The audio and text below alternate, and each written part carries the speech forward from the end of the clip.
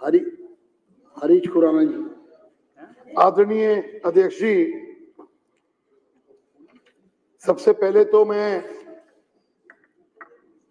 दिल्ली की मुख्यमंत्री माननीय रेखा गुप्ता जी की सरकार को बधाई देना चाहता हूं कि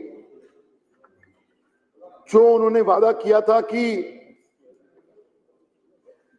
हम सीएजी की रिपोर्ट सदन के पटल पे रखेंगे, उसकी कड़ी में आज हम लोगों ने, रेखा गुप्ता जी की सरकार ने डीटीसी की रिपोर्ट सदन के पटल पे रखी है। जब मैं इस रिपोर्ट को पढ़ रहा था अध्यक्ष जी, इसमें बहुत सारी चीजें ऐसी सामने आई जो पिछली सरकार की फाइनेंशियल इरेगुलरिटीज और फाइनेंशियल मिसमैनेजमेंट का जीता जाता उदाहरण इस सीएजी की रिपोर्ट में है अध्यक्ष जी। ये सरकार जो पिछली आई थी, जब 2015 के अंदर, 2013 और 2015 के अंदर इन्होंने अपने मैनिफेस्टो में लाए थे कि हम दिल्ली के अंदर लगभग 11-12 हजार बसेस लेके आएंगे।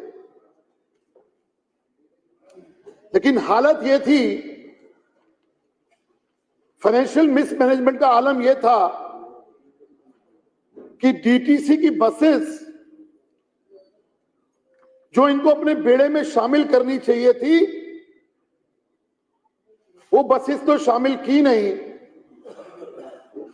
और जो क्लस्टर बसेस को प्राइवेट ऑपरेटर्स को ये बढ़ावा देते हुए उसको ये प्रमोट कर रहे थे, ये सीएजी रिपोर्ट उसके अंदर चीख चीख के कहती है।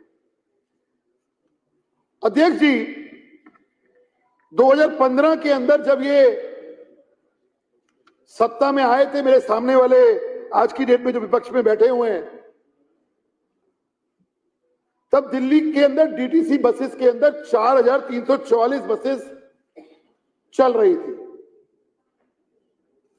2022 तक की ये रिपोर्ट है, 22-23 तक की रिपोर्ट है।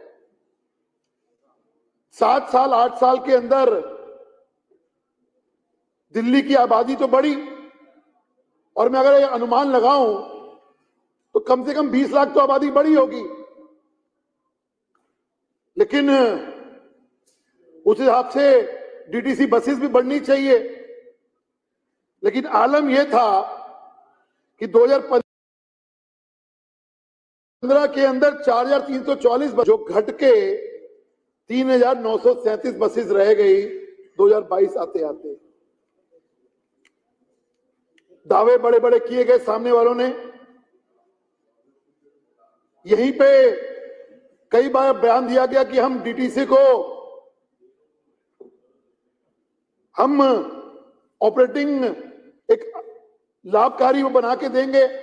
और मुझे याद है जब हमारे पिताजी इस सदन में आए थे मुख्यमंत्री के रूप में, साहब सिंह वर्मा जी थे मुख्यमंत्री के रूप में, जब हमको डीटीसी मिला था तो अध्यक्ष जी जो लॉस था वो 0 था। यहां लवली जी बैठे हैं, उनको मालूम है कि जब डीटीसी दिल्ली सरकार को ट्रांसफर हुई थी तो 0 लॉस था। लेकिन आज हालत ये हो गई अध्यक्ष जी, 2021-22 तक का जो लॉस दिखाया गया है डीटीसी का अध्यक्ष जी, वो है 8,498 करोड़ 35 लाख रुपए अध्यक्ष जी। ये हालत है। और ये कोई अध्यक्ष जी 1 साल में नहीं हुआ। अगर मैं 2015 का आंकड़ा देखूं इस सीएजी की रिपोर्ट के अंदर तो 3,411 करोड़ का लॉस था अध्यक्ष जी।